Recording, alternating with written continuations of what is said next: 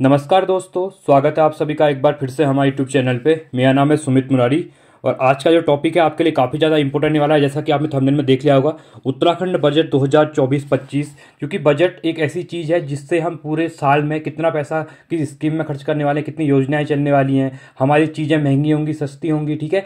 तो इसी क्रम में उत्तराखंड की जो डेवलपमेंट के लिए कितना पैसा दिया जाएगा, युवा क्षेत्र कितना दिया जाएगा, तो आप देख सकते हैं जो आपका खाता होता है पैसे से ही सब कुछ चलता है, सबको पता है, ठीक है। तो उसका जो लेखा जोखा 2024 और 25 में उत्तराखंड के जितने भी एग्जाम होंगे 2024 में होने वाले, उसके लिए ये काफ़ी इंपॉर्टेंट वीडियो रहने वाली, क्योंकि बजट से हमेशा क्वेश्चन आते हैं, ठीक है।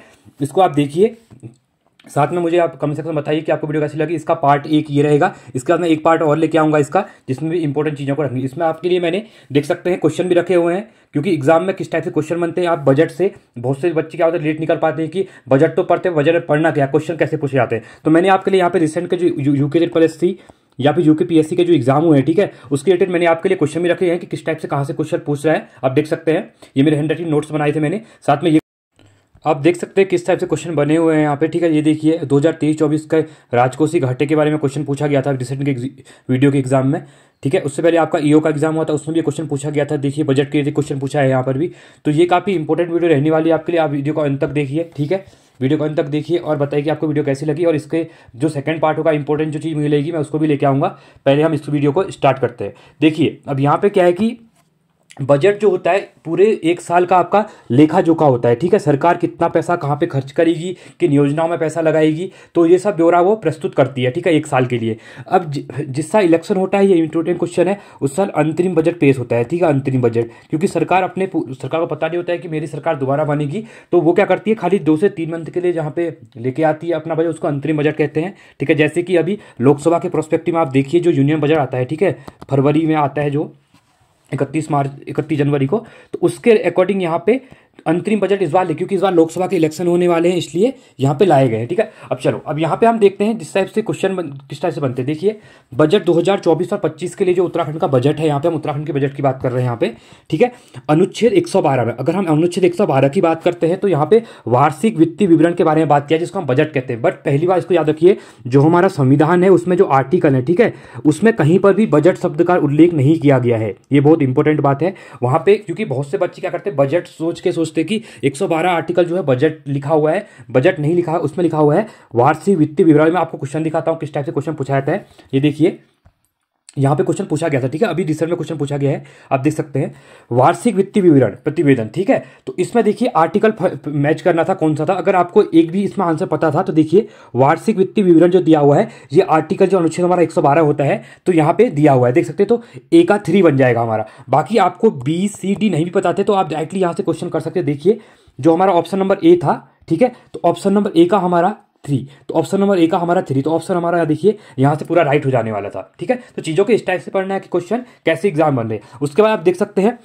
यहाँ पे सांसदों के वेतन के भत्ते, ये जो है ये कौन से आर्टिकल में यहाँ पे दिया होता है। तो आप देख सकते हैं जो आर्टिकल आपका 106 होता है, उसके अंदर हमारे जो सांसद होते हैं इनके वेतन और भत्तों के बारे में उल्लेख है कि किस टाइप से इनको वेतन भत्ता दिया जाएगा। साथ में धन विधेयक काफ़ी इंपॉर्टेंट होता है, मनी बिल जो होता है, ठीक है। मनी बिल के बारे में हमेशा क्या होता है, जो लोकसभा होता है वहाँ बिल पास होता है, राज्यसभा में मनी बिल का कुछ कारण रहता नहीं, क्योंकि वहाँ पे जो होता है सरकार के क्या होता है, प्रतिनिधित्व कम होता है, ठीक है। तो इसी क्रम में इसका जो इंपॉर्टेंट होता है मनी बिल, ठीक है, तो आपका आर्टिकल 110 जो होता है उससे रिलेटेड होता है, तो इसको आप कर सकते हैं। उसके बाद दिया हुआ कठिनाइयों के निराकरण का राष्ट्रपति का अधिकार, ये आर्टिकल 392 में होता है, ठीक है। तो ये हमारा ऑप्शन नंबर यहाँ पे सी ऐसे राइट बन जाएगा। देखिए किस टाइप से क्वेश्चन पूछा गया है। बजट हम बोलते हैं बट वहाँ पे वार्षिक वित्त विवरण इसको कहा जाता है। चलिए उसके बाद अगर हम स्टेट की, ये तो हमारा बजट के बारे में बात होगा, यूनियन बजट जो आता है जिसको हमारी फाइनेंस मिनिस्टर जिस निर्मला सीतारमण जी है उनके द्वारा इसको पेश किया गया था, उसका वीडियो बना देंगे हम। उसके बाद है आर्टिकल 202। अब इंपॉर्टेंट है क्योंकि जो राज्य विधायिका में जिसकी हम यहाँ पे बात कर रहे हैं उत्तराखंड के बजट के बारे में, तो वो कौन से आर्टिकल में यहाँ पे उल्लेख किया गया है, ठीक है। तो वो है आपका आर्टिकल 202 अनुच्छेद, इसको आप याद रखिएगा, क्वेश्चन बच सकता है। तो आगे हम स्टार्ट कर, देखिए अब अभी जो 2024-25 के लिए उत्तराखंड का बजट पेश किया गया, ठीक है। उत्तराखंड के जो फाइनेंस मिनिस्टर हैं कौन है आपके, प्रेमचंद्र अग्रवाल जी हैं, ठीक है, काफी इंपॉर्टेंट है। इनके द्वारा 28 फरवरी 2024 को अभी ये बिल यहाँ पे क्या करते हैं, बजट पेश किया गया, ठीक है। अब इसकी थीम क्या रखे, बहुत इंपॉर्टेंट है। अगर थीम पूछा जाएगा कि उत्तराखंड के जो 2024 की जो बजट है उसकी क्या थीम है, तो है सबका साथ सबका विकास के साथ समावेशी सर्वस्पर्शी विकास के बारे में यहाँ पे बात की जा रही है। इसको आप याद करिएगा, डायरेक्टली क्वेश्चन में थीम पूछी जा सकती है। उसके बाद सबसे इंपॉर्टेंट है, अगर बजट का आकार कितने हजार करोड़ का यहाँ पे हमारा बजट है, तो 89230 89,230.07 करोड़ रुपए का बजट है। इसको आप नोट कर लीजिएगा, ठीक है, बहुत इंपॉर्टेंट है ये डेटा। ये क्वेश्चन डायरेक्टली पूछ लेगा कि उत्तराखंड का जो बजट है 2024-25 के लिए कितना है, तो 89,230.07 करोड़ रुपए का बजट पेश किया गया है। और इसी क्रम में अगर हम देखते हैं, ठीक है, 2024-25 का है। इसी क्रम में अगर पिछले वर्ष से कंपेयर करते हैं हम, जो 2000 हमारा 23 और 24 के लिए जो बजट आया था, अगर उसकी हम कंपेयर करते हैं यहाँ पे, तो उसका उस टाइम पे जो बजट था, ठीक है, लास्ट ईयर, वो 77,407.08 करोड़ रुपए था। तो अगर ये क्वेश्चन पूछ लेगा कि जो 2023 के 23-24 से कंपेयर में 2024 का 24 और 25 का आपका बजट है वो कितना अधिक है, तो पिछले वर्ष की तुलना में देख सकते हैं 15.27% क्या है, वृद्धि की हुई है। आप देख सकते हैं 70,000 करोड़ था, उसके बाद 89,230 करोड़ रुपए इस बार का बजट रहने वाला है, ठीक है। ये इंपॉर्टेंट डेटा है, आप एक डेटा याद रखिएगा अनुच्छेद वाला, दूसरा आप याद रखिएगा इस साथ में पेश कब किया गया, तीसरा है कि टोटल बजट कितना है। अभी 2024 में जितने भी एग्जाम होंगे आपके, ठीक है, मार्च तक, 2025 मार्च तक, तो यही डेटा पूछा जाएगा वहां पे। उसके बाद अगर पूछाएगा कि लास्ट ईयर कंपेयर में कितना बजट था, 77,407 करोड़ था, और कितनी वृद्धि हुई है, तो 15.27 की वृद्धि हुई है, ठीक है। चलिए अब इसके बैकग्राउंड के बारे में देख लेते हैं हम, ठीक है। बैकग्राउंड से भी क्वेश्चन पूछे जाते हैं हमेशा कि बजट कब स्टार्ट हुआ था उत्तराखंड में, किसने पहली बार बजट प्रस्तुत किया गया था।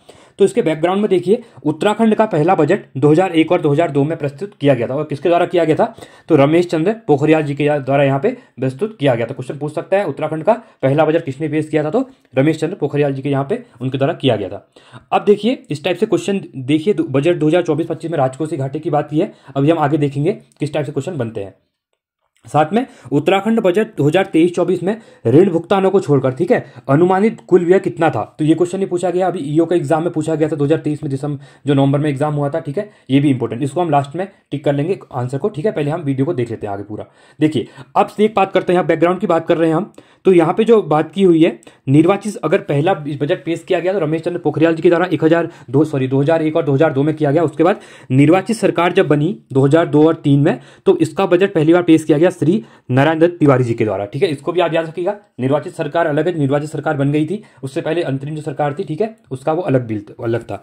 उसके बाद ये क्वेश्चन भी बहुत बार इंपॉर्टेंट बन जाता है कि जो आप देख सकते हैं, जो भराड़ी शहर आपकी गैरसैंण में उत्तराखंड की जो राजधानी है, बनाई गई है दूसरी राजधानी, तो वहां पे भराड़ी शहर का पहला बजट गैरसैंण में, गैरसैंण जो भराड़ी शहर जगह है, वहां पे पहला पूछा जाएगा कि पहला बजट कब पेश किया गया, तो 2021 और 2022 में बजट पेश किया गया। किसके द्वारा किया गया था, ये भी बहुत इंपॉर्टेंट हो जाएगा, श्री त्रिवेंद्र सिंह रावत जी के द्वारा यहाँ पे पेश किया गया था, ठीक है। इंपॉर्टेंट क्वेश्चन है, आप इसको स्टार मार्क कर सकते हैं। उसके बाद आता है उत्तराखंड का जेंडर बजट, बहुत इंपॉर्टेंट क्वेश्चन है, क्योंकि जेंडर बजट उत्तराखंड जो आप देखेंगे यूनियन बजट अगर भारत के प्रोस्पेक्टिव में देखते हैं, ठीक है, तो 2005 से इसकी शुरुआत की गई थी। ये भी इंपॉर्टेंट है, इसको भी आप याद कर सकते हैं। और उत्तराखंड ने पहला अपना जेंडर बजट जो पेश किया वो 2007 और 2008 में किया गया, ठीक है। मतलब जैसे अभी आप देख रहे हैं, तो जो हमारा बजट आया है 2024 और 25 के लिए आया है, ठीक है। मतलब 2024 के मार्च से रहेगा, 2031 अप्रैल से लेके 2025 का जो आपका 31 मार्च रहेगा। तो उसी क्रम में तो पहला जेंडर बजट भी आपका 2007-2008 में पेश किया गया था। इसमें इंपॉर्टेंट क्वेश्चन ये हो जाता है कि 2023 और 24 में जो जेंडर बजट था उसके लिए कितने पैसों का प्रावधान किया गया था, तो 13,920.12 करोड़ रुपए का यहाँ पे जेंडर बजट पेश किया गया था 2023 और 24 में। आगे हम देखेंगे जेंडर बजट क्या होता है, आपको ये भी क्लियर कराते हुए चलूंगा मैं। मैंने आपके लिए अच्छे से नोट्स बनाए हैं यहाँ पे, ठीक है। और 2024 और 25 का अगर पूछेगा जेंडर बजट में कितना पैसा रखा है, तो 14,538.05 करोड़ रुपए का यहाँ पे जेंडर बजट के लिए रखा गया है। अब आप सबके मन में सब में आ रहा होगा, सब जेंडर बजट तो सब समझा रहे हैं। जेंडर बजट होता क्या है, जेंडर बजट एक ये होता है कि प्रकोष्ठ महिला या पुरुष क्या होता है कि विश्लेषण को, ठीक है, जो सरकार होती है क्या करती है कि महिला और पुरुष के विश्लेषण को सरकार के बजट में एकीकृत करने को सुकर बनाने के लिए एक संस्थागत प्रणाली की शुरुआत करती है। शुरुआत जो प्रणाली होती है, मैं सिंपली बात में कहते हैं कि जो आप कह सकते हैं स्त्री और पुरुषों में समानता, सिंपली वर्ड में आप ये सोचिए, इस स्टेटमेंट के ऊपर मत जाइए, कि दोनों में समानता के लिए ये बजट पेश किया जाता है कि दोनों को इक्वली ट्रीट किया जाए, ठीक है। तो ये इसके लिए पेश किया गया ताकि पुरुष और महिलाएं समानता, देखिए समानता को बढ़ावा दिया सके। मैं दोनों के लिए समान चीजें, ये नहीं कि पुरुषों के लिए हम ज्यादा चीजों को आगे पैसे ज्यादा खर्च कर रहे हैं, महिलाओं के लिए नहीं कर रहे हैं, या फिर महिलाओं के लिए ज्यादा कर रहे हैं और पुरुषों के लिए कम कर रहे हैं, तो ऐसा नहीं है। इसलिए दोनों की समानता के लिए यहाँ पे 2007-8 में क्या किया गया, जेंडर बजट शुरू किया गया उत्तराखंड के द्वारा, और भारत सरकार के द्वारा शुरू किया कब किया गया, 2005 में किया गया। आप इस डेटा को याद कर सकते हैं, बहुत इंपॉर्टेंट हो जाएगा। अब देखते हैं कि जो 2024 और 2025 का हमारा जो बजट है, ठीक है, उसका उद्देश्य क्या है मेन। अब यहाँ पे एक चीज आप याद रखिएगा, रिसेंट में भी जो सप्तऋषि करके 2023 और 24 का आपका भारत का भी जो बजट आया था, उसमें सप्तऋषि के ऊपर, ठीक है, सप्तऋषि के ऊपर फोकस किया गया था। तो उसी क्रम में क्वेश्चन पूछा भी गया था सप्तऋषि में क्या क्या चीजें हैं। तो इसी क्रम में उत्तराखंड सरकार ने भी अभी त्रिवेणी बजट यहाँ पे बजट पेश किया है, ठीक है। इसका नाम रखा गया है त्रिवेणी बजट। इसके आधार पर स्तंभ पर अग्रणी उत्तराखंड राज्य की स्थापना करना है, ठीक है। त्रिवेणी बजट का मतलब है कि आधार स्तंभ पर जो उत्तराखंड राज्य को क्या है, अग्रणी आगे बढ़ाना है। मतलब पूरे भारत में हमको उत्तराखंड राज्य को क्या करना है, आगे लेके आना है। मतलब एक सशक्त उत्तराखंड की क्या करनी है, स्थापना करनी है, ठीक है। अब इसमें त्रिवेणी, तीन चीजें हैं, नाम से लग रहा है त्रिवेणी। तो क्या क्या चीजें हैं ये इंपॉर्टेंट, इसको याद करेगा। उन्नत उत्तराखंड बनाना है हमको, ठीक है। जैसे उत्तराखंड में क्या उन्नत, हर चीज में आपको एजुकेशन में भी आके लेके आना है, हेल्थ सेक्टर में भी आगे लेके आना है हमको। और साथ में एजुकेशन आपका सबसे ज्यादा तो आपका देख सकते हैं क्या है, टूरिज्म के ऊपर उत्तराखंड काफी डिपेंड रहता है, तो टूरिज्म को बढ़ावा देना है, ठीक है। साथ में सुशासित उत्तराखंड, दूसरी बात क्या है, उत्तराखंड को सुशासन मुक्त, मतलब एक सुशासन से क्या करना है, सुशासित उत्तराखंड हमको बनाना है यहाँ पे। तीसरा दिया हुआ है क्षमतावान उत्तराखंड, मतलब उत्तराखंड की इतनी क्षमता होनी चाहिए, उत्तराखंड क्षमतावान बनाएंगे हर चीज में। मतलब हमको क्या होगा कि बाहर की चीजें नहीं लेनी पड़ेंगी, हम उत्तराखंड में चीजों को क्या करेंगे, मैन्युफैक्चर करेंगे, उत्तराखंड में ही हम चीजों को आगे बढ़ाएंगे, रोजगार देंगे। जैसे आपने देखा होगा अभी रोजगार के क्षेत्र में हम बहुत से लोग क्या होते हैं कि उत्तराखंड का पलायन जो हो रहा है, उसका मेन कारण क्या है, पलायन के 3 कारण है। एक तो क्या है, एजुकेशन नहीं है, हेल्थ नहीं है, ठीक है। इंपॉर्टेंट क्वेश्चन है, याद रखिएगा। एजुकेशन, शिक्षा नहीं है अच्छी, हेल्थ सेक्टर नहीं है, स्वास्थ्य सुविधाएं आपको पता है कितनी लचर है उत्तराखंड में हॉस्पिटलों की। उसके बाद रोजगार, ठीक है, एम्प्लॉयमेंट क्या है, नहीं है, रोजगार नहीं है, ठीक है। तो ये 3 है उत्तराखंड में पलायन के कारण। कभी पूछा जाता है, अभी कभी आप मेंस में तैयारी करेंगे तो वहां पर भी क्या होता है, क्वेश्चन आता है कि आप उत्तराखंड के पलायन के कारण लिखिए। तो आप क्या करते थे, इन 3 कारणों को वहां पर ब्रीफ में क्या कर सकते हैं, समझा सकते हैं सरकार, ठीक है। चलिए अगला हम बात करते हैं, यहाँ पे अब विशेष फोकस किसके ऊपर दिया जा रहा है, ठीक है। विशेष फोकस दिया जा रहा है आपका ज्ञान के ऊपर। अभी ज्ञान क्या है, ये भी इंपॉर्टेंट क्वेश्चन बन जाएगा एग्जाम के प्रोस्पेक्टिव में कि ज्ञान चीजें क्या है। देखिए ज्ञान क्या है, GAN, ठीक है। तो ज्ञान आधारित बजट है। ज्ञान का मतलब है यहाँ पे ज्ञान, गरीबी, वाई से युवा, ठीक है, यूथ के ऊपर, पॉवर्टी के ऊपर, साथ में अन्नदाता गांव, गरीब, जो गरीब कल्याण के लिए अन्नदाता गांव है, जो उनको अन्न को क्या करना है, मुहैया कराना है। और लास्ट है आपका एन, नारी, मतलब महिला सशक्तिकरण को हमने आगे लेके आना है। तो ये 4 चीजें हैं, इनको आप याद करिए। एक आप त्रिवेणी को याद कीजिए, त्रिवेणी का क्या है, एक इसकी थीम याद कीजिए। त्रिवेणी के अंदर 3 चीजें हैं, उन्नत उत्तराखंड, सुशासित उत्तराखंड और क्षमतावान उत्तराखंड। दूसरा है आपका ज्ञान के ऊपर आधारित जो बजट है, ठीक है, गरीब, युवा, अन्नदाता और नारी के ऊपर क्या करना है हमको यहाँ पे मेन फोकस करना है। साथ में यहाँ पे महिला सशक्तिकरण के लिए पे जो बजट में जो पैसे, जो आपका 89,000 करोड़ रुपए का जो बजट पेश किया गया है, ठीक है। तो इसमें जो 14,538 करोड़ रुपए हैं वो आपकी महिला सशक्तिकरण के दिए गए हैं, ठीक है। एक मैं दूसरी वीडियो लेके आऊंगा जिसमें इंपोर्टेंट जो आपके कितने करोड़ रुपए का, मतलब किस सेक्टर को, युवा को कितना पैसा दिया गया है,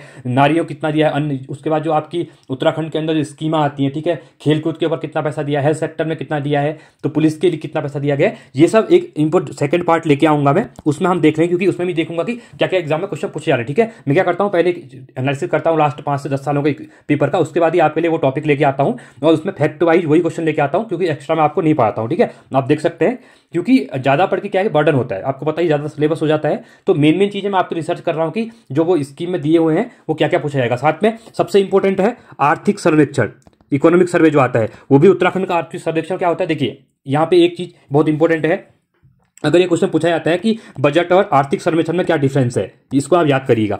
जो बजट होता है वो नेक्स्ट ईयर, मतलब देखिए 24-25 के लिए है कि हमको कितनी चीजों में पैसा खर्च करना है।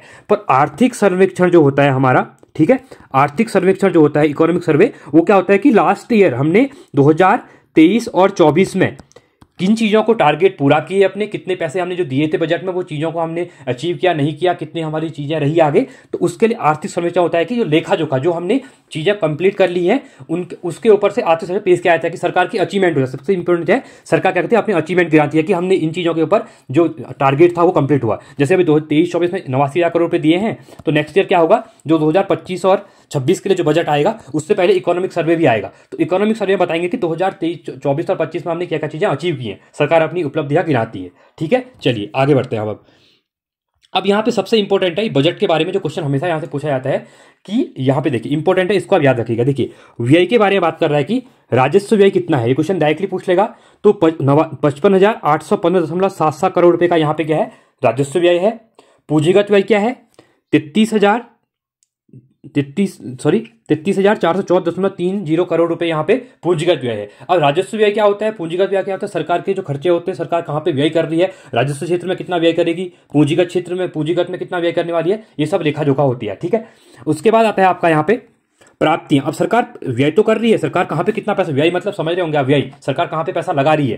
तो उसने कहा था कि राजस्व व्यय में हम 55,000 करोड़ रुपए लगाएंगे और पूंजीगत व्यय में इतना रुपए लगाएंगे, टोटल मिला के आपका ये हो जाएगा, जितना भी होगा 89,000 के आसपास हो जाएगा। ठीक है, अब प्राप्तियां, अब सरकार प्राप्त भी तो करेगी ना, सरकार कहाँ से खर्च करेगी, जब सरकार के पास पैसा आएगा सरकार प्राप्त करेगी, उसी पैसे को तो हमारे टैक्स के बाद जो कलेक्ट करती है, प्राप्त करती है सरकार, उसके बाद ही हम लोगों के ऊपर जो सरकार ने खर्चा किया आया था ना, एजुकेशन में खर्च करेगी या स्कीमें लेके आएगी, तो सरकार के पास रिवेन्यू के सोर्स तो यही है, टैक्स वगैरह। आपने देखा होगा सब जगह टैक्स लगता है, पेट्रोल में टैक्स लगता है, डीजल में टैक्स लगता है, तो इनकम टैक्स देते हैं, तो जीएसटी के ऊपर टैक्स है, देख सकते हैं, तो ये काफ़ी इंपॉर्टेंट हो जाएगा। तो राजस्व प्राप्तियां कहाँ से कितना करने वाली है, तो 60,552.90 करोड़ रुपए यहाँ पे राजस्व प्राप्ति करने वाली है, और जो पूंजीगत प्राप्तियां हैं वो करने वाली है 28,044 करोड़ रुपए। ठीक है, इंपॉर्टेंट है, इसको भी आप याद करिएगा। अब जहां पे देखिए इंपॉर्टेंट है, जो कुल प्राप्तियां कर रही है वो कितना कर रही है, 88,597.11 करोड़, और व्यय क्या था, कितना टोटल बजट था, ये था आपका 89,000 करोड़ के आसपास है। तो यहाँ पे कुछ ऋण भी हो रहा है, आप देख सकते हैं यहाँ पे प्राप्तियां सब हो नहीं रही, कुछ तो सरकार के ऊपर बर्डन आएगा ही आएगा। अगर आपने किसी को 100 रुपए दिए तो उसमें से उसने 90 रुपए ही दिए आपको, तो आपको 10 रुपए का तो लॉस हुआ है ना यहाँ पे, तो आपको भरपाई तो सरकार का ये होता है, जो सरकार का जो होता है, जो ऋण होता है, ठीक है, तो वो भी यहाँ पे डाउन में रहता है थोड़ा सा। ठीक है, तो इसको देखते हैं हम। देखिए अब सबसे इंपॉर्टेंट क्वेश्चन, उत्तराखंड का जो अभी पटवारी का एग्जाम हुआ था 2023 में, वहां पे क्वेश्चन पूछा गया था कि सरकार के पास जो पैसा आता है, ठीक है, रुपया कहां से आता है और रुपया कहां जाता है।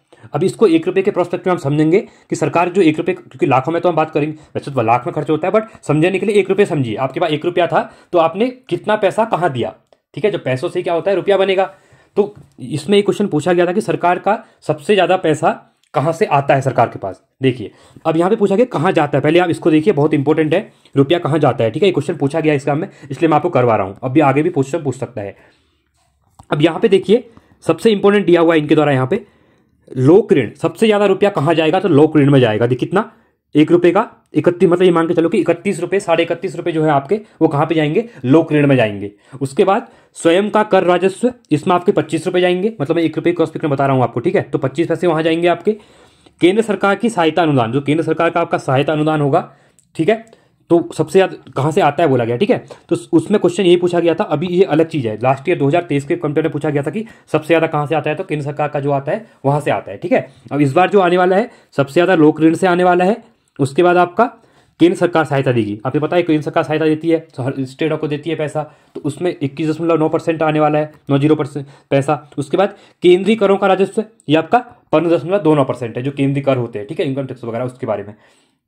अब रुपया जाएगा कहां, अब उत्तराखंड का जो पैसा है वो कहां पे जाएगा। अब सबसे ज्यादा उत्तराखंड का जो पैसा है वो कहां पे जाने वाला है, वेतन भत्ते, जो सरकार क्या करती है, आप सब तैयारी करते हैं, नौकरी करते हैं, नौकरी करेंगे आगे जॉब लगने के बाद, तो आपकी जो सैलरी वगैरह आएगी वो कौन देगा, वो सरकार ही देगी ना आपको, तो उसी के ऊपर वेतन भत्ते, जो भत्ते मिलते हैं, बेरोजगारी भत्ता मिलता है या फिर किसानों को भत्ता मिलता है, मजदूरी या अनुष्ठान व्यय जो होता है, उसका आपका 22.6% पैसा, सरकार का सबसे ज्यादा पैसा यहां पे जाएगा। ठीक है, ये इंपॉर्टेंट क्वेश्चन पूछ सकता है, अगर पूछेगा कि सबसे ज्यादा पैसा कहां से आता है, तो ये लोक ऋण से आएगा या फिर केंद्र सरकार के सहायता से आएगा। अगर पैसा कहां जाएगा तो वेतन में जाएगा, भत्तों में जाएगा, इसको आप याद करिएगा। उसके बाद है निवेश, निवेश में कितना जाने वाला है, 22.43, जो सरकार निवेश करेगी स्कीमों के ऊपर, उसमें जाएगा इतना पैसा। उसके बाद जो लघु निर्माण कार्य है उसमें 10% पैसा जाएगा। ठीक है, और पेंशन, जो पेंशन वगैरह है उसमें 9%, और अन्य व्यय में आपका 22.44, अन्य व्यय में आपके जो बचे बुचे ऋण होंगे छोटे मोटे, वो सब इसमें अंदर आ जाएंगे। ठीक है, अब सबसे इंपॉर्टेंट है, यहाँ पे पूछेगा कि सरकार का राजस्व घाटा कितना रहने वाला है। ठीक है, अभी कुछ अनुमानित नहीं किया गया, इसको आप याद रखिए, क्वेश्चन डाल देगा कि सरकार का 2023-24 के लिए राजस्व घाटा है वो कितना रहने वाला है, तो वो डाल देगा कि 5%, 10% या इनमें कुछ भी नहीं, तो सरकार ने इसको अभी डिक्लेयर नहीं किया है। ठीक है, तो अनुमानित अभी नहीं किया इनके द्वारा, इस इंपॉर्टेंट है, याद रखिए। अगला है, पूछेगा कि राजस्व सरप्लस कितना रहने वाला है, तो उम्मीद है कि 4,737.13 करोड़ रुपए यहाँ पे क्या है, राजस्व प्लस होने की संभावना है। ठीक है, अब देखिए जो मैं आपको समझाया कि पैसा कहां से आता आएगा और कहां जाएगा, तो ये यहाँ पे 1 रुपए प्रोस्पेक्ट में दिखाया हुआ है, जो हमने ये डिटेल में देखा। ठीक है, ये वाला देखा हमने जो अभी, तो ये आपका यहाँ पे अच्छे से दिया हुआ है। ठीक है, तो यहाँ पे आप देख सकते हैं जो पैसा कहां से आएगा, तो मैंने आपको बता दिया, सबसे ज्यादा जो 31% है लोक ऋण, ठीक है। उसके बाद यहाँ पे केंद्र सहायता मैंने अभी आगे आगे आपको दिखा दिया था, आप एक बार स्लाइड को देख लीजिएगा इसको, ठीक है। साथ में कहाँ खर्च होगा, तो सबसे ज़्यादा कहाँ पे खर्च होने वाला है, तो देखिए 22.36% जो है आपका वेतन भत्ते और मजदूरी अधिष्ठान में व्यय होने वाला है। तो ये आपका पूरा लेखा जोखा है। आप वीडियो को 2 बार सुन लेंगे तो आपको ये चीज़ें याद हो जाएंगी, एग्जाम में अपने आपको कंफर्ट फील करेंगे, ठीक है। चलिए इसके बाद अब आता है हमारा, अब जीडीपी का योगदान वगैरह पूछता है, ठीक है। ये काफी इंपॉर्टेंट है। यहाँ से मैं आपको क्वेश्चन दिखा रहा हूँ कि देखिए, जैसे इसमें एक क्वेश्चन पूछा गया है कि राजकोषीय घाटा कितना रहने की अनुमान है, ठीक है। तो मैंने आपको अभी यहाँ पे क्वेश्चन दिखाया था एक, ठीक है। देखिए उत्तराखंड का 2023-24 में राजकोषीय घाटे का लक्ष्य क्या है, ये क्वेश्चन अभी पूछा गया है आरओ के एग्जाम में।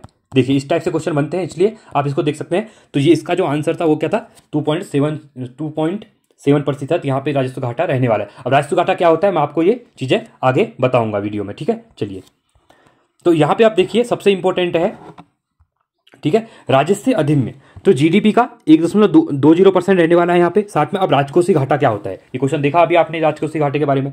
अब यहाँ पे इंपॉर्टेंट ही है राजकोषीय घाटे के बारे में कि जीडीपी का जो ग्रॉस डोमेस्टिक प्रोडक्ट होता है हमारा, ठीक है, जिसको हम क्या कहते हैं, सकल घरेलू उत्पाद कहते हैं, तो उसका आपका 2.39% रहने वाला राजकोषीय घाटा। अभी कितना था, लास्ट ईयर कंपेयर बताया था, क्वेश्चन पूछा गया था 2.7, और अभी अब 2000 अगर 23-24 और 25 का पूछेगा कितना रहने वाला है, तो आपका 2.39%। इसको आप याद रखिएगा। देखो ये क्वेश्चन पूछा गया है, ये देखिए, ठीक है। तो ये था, इसको देखिए क्वेश्चन इस टाइप से बन रहे हैं, आप इसको देख सकते हैं।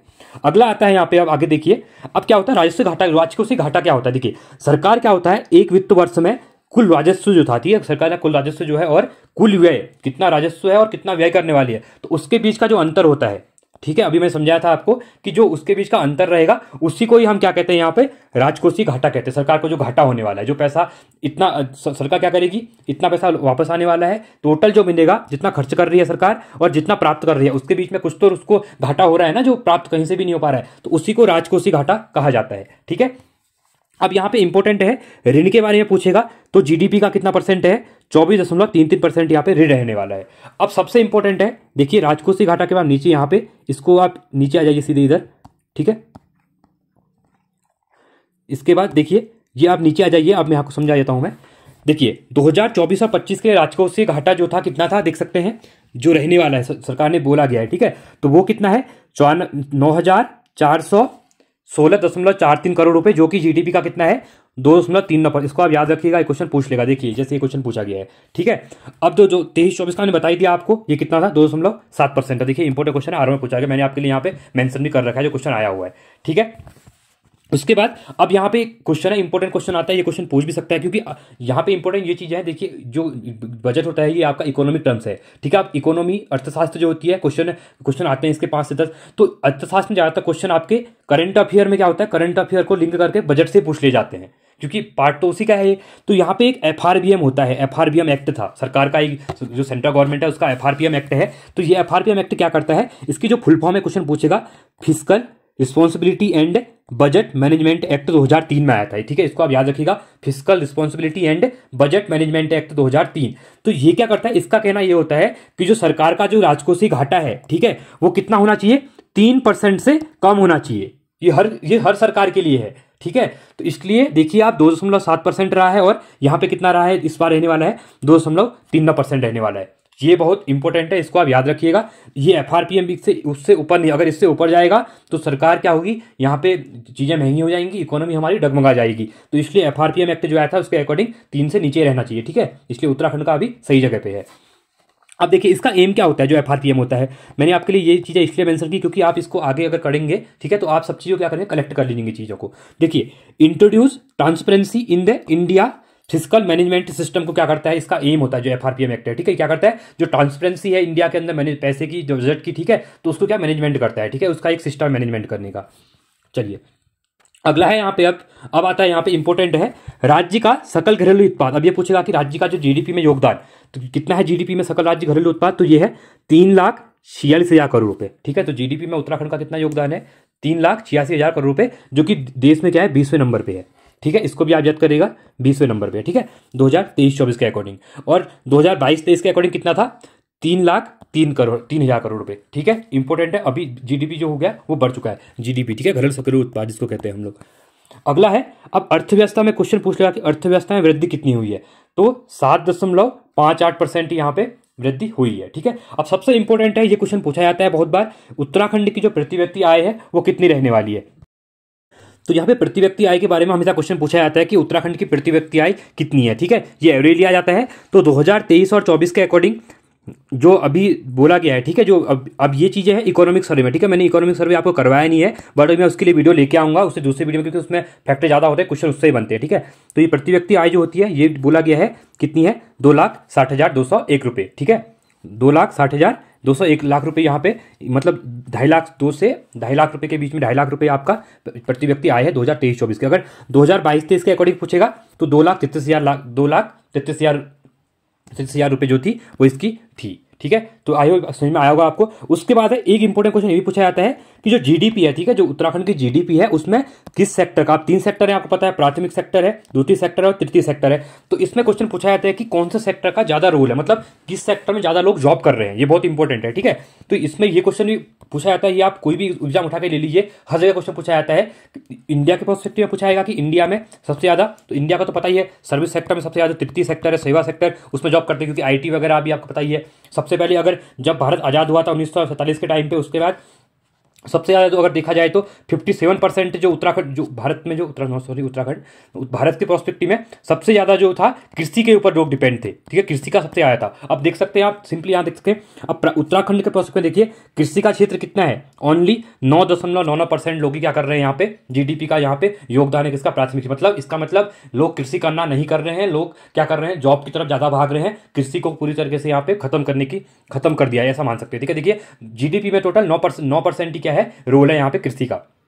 प्राथमिक सेक्टर को कृषि सेक्टर भी कहते हैं, इसको याद रखिएगा, एग्रीकल्चर सेक्टर। ठीक है, दूसरा आता है यहाँ पे द्वितीय क्षेत्र, जिसको हम विनिर्माण क्षेत्र कहते हैं, मतलब जिसको हम मैन्युफैक्चरिंग सेक्टर भी कहते हैं। यहाँ पे चीजें क्या होती है, मैन्युफैक्चर होती हैं, जैसे जो कंपनियां होती हैं, जो कारखाने वगैरह होते हैं, वो आपके सर्विस द्वितीय क्षेत्र में आते हैं। ठीक है, इसको याद करिएगा।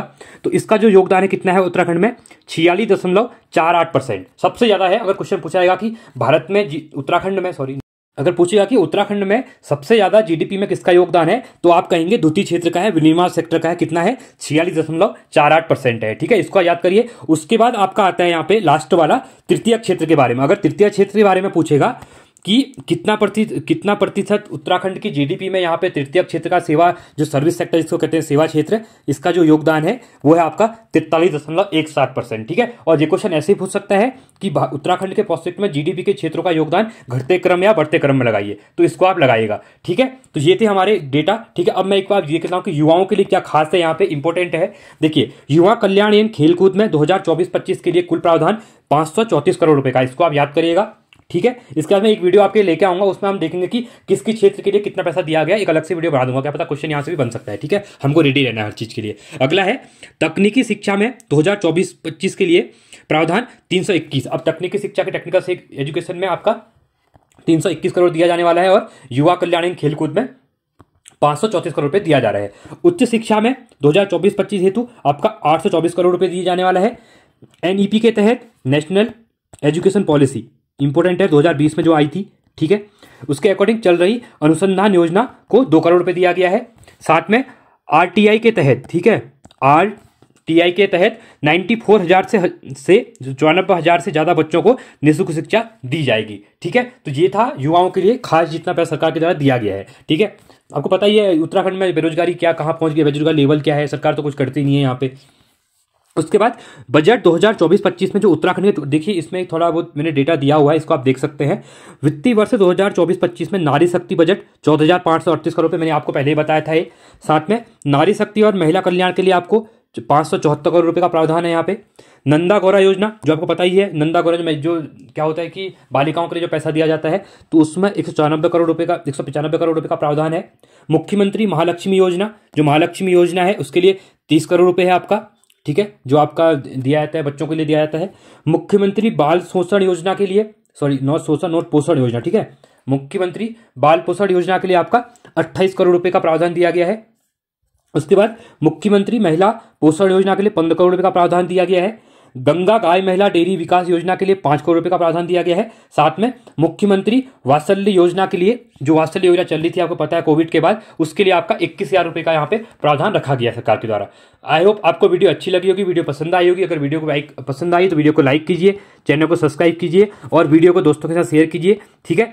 और मुझे कमेंट सेक्शन में बताइए कि आपको वीडियो कैसी लगी, ठीक है। इससे आप हमें क्या मिलता है, आपका एक मोटिवेशन मिलता है वीडियो बनाने के लिए, ठीक है। और साथ में आप आबकारी की तैयारी कर रहे हैं तो प्लेलिस्ट में जाके आबकारी के टेस्ट सीरीज चल रहे हैं हमारे, उनको जो देख सकते हैं। और साथ में उत्तराखंड की जो परीक्षा हमारी MC की सीरीज है हमारी, वो भी काफ़ी चल रही है, आपको बच्चों का उसमें अच्छा सपोर्ट मिल रहा है, ठीक है। तो आप देख सकते हैं। और जो विंसेर ईयर बुक है, ठीक है, जो विंसेर ईयर बुक है आपकी उत्तराखंड की 2024 की, उसकी भी करंट पे करवा दी गई है, आप लिस्ट में उनको भी देख सकते हैं, ठीक है। तब तक के लिए वही रहिए। वंदे मातरम, जय हिंद, गुड बाय।